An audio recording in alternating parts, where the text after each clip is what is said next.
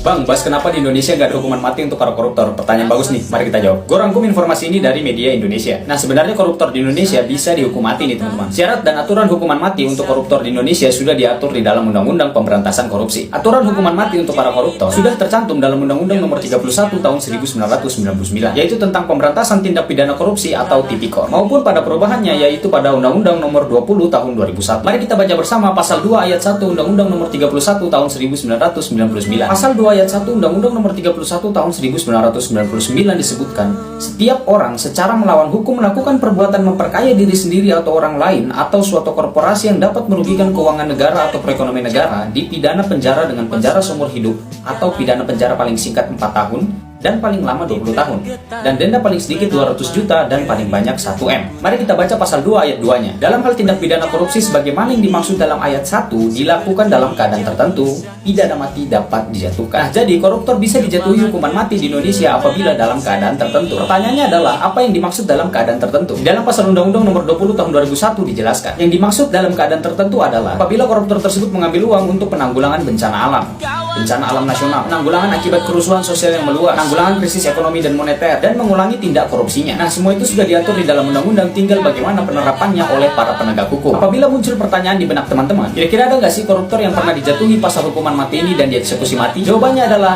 tidak ada.